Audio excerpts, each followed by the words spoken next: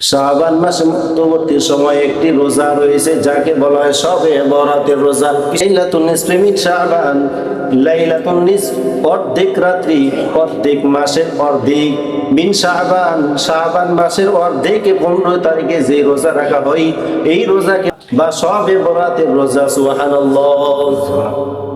লাইলাতুন মানে রাত, শবে মানে রাত, বরাত মানে মুক্তির রাত। এই রাতে আল্লাহ রাব্বুল আলামিন তার বান্দাদেরকে মুক্তি দান করেন। সুবহানাল্লাহ। লাইলাতুন মানে রাত, লাইলাতুন এই শবে বরাতের রাতে আল্লাহ তার বান্দাকে মুক্ত দান করেন। সুবহানাল্লাহ। এই মাসের ফজিলত কি, এই মাসের আমলগুলো কি একটু ভালো করিয়া শুনবি। আমরা সবাই জানি শবে বরাতের একটি রোজা রাখা লাগে, দিন চলে যাওয়ার পর রাত্রি জাগরণ করবে, রাত্রি জাগরণের পরের দিন যেই রোজাকে রাখা হয় সেই রোজাকে বলা হয় লাইলাতুল বরাত, শবে বরাতের রোজা। এখন এই রোজা রাখলে কি ফায়দা, রোজা না রাখলে কি ফায়দা? রোজা না রাখলেও কোনো সমস্যা নাই, তবে রাখলে ফায়দা আছে। এই জন্য আমাদের এই রোজাগুলো রাখা দরকার। এক নাম্বার, নবী বলেন এই শবে বরাতে রোজার সময় নবী যে আমলগুলো বেশি বেশি করতে, তার মধ্যে এক নাম্বার হইল দুরূদ শরীফ বেশি বেশি পড়তেন। সুবহানাল্লাহ।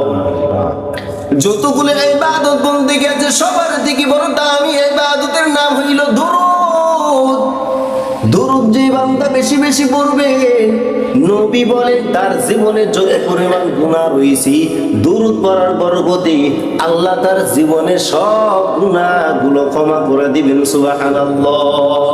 হাদিসের মধ্যে পাওয়া যায় আবু হুরায়রা রাদিয়াল্লাহু তাআলা আনহু বলেন, তোমার জীবনে এত পরিমাণ বিপদ, এত পরিমাণ মুসিবত, বলে আমি কাজে করে শান্তি পাই না, অভাব অনটনের দিন যায়। হাজার এমন ব্যক্তি রয়েছে বলে পারিবারিক ভাবে শান্তি নাই, বলে কর্মে কাজের মধ্যে শান্তি নাই, শান্তির একমাত্র মাধ্যম হইল দুরূদ শরীফ। নবী আমার যখন বিপদে মুসিবতের মধ্যে পড়ে যাইতেন সব থেকে বেশি দুরূদ শরীফ পড়তেন সাল্লাল্লাহু আলাইহি ওয়াসাল্লাম। কি পড়তেন? দুরূদ শরীফ সাল্লাল্লাহু আলাইহি ওয়াসাল্লাম।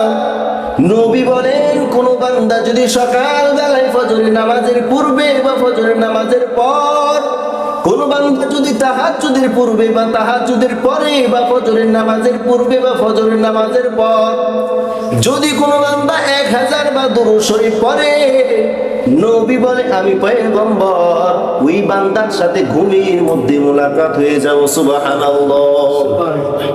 নবী বলে আমার সাথে যেই বান্দার মুলাকাত হবে বিনা হিসাবে জান্নাতে যাবে, তার কোনো টেনশন নাই। সুবহানাল্লাহ।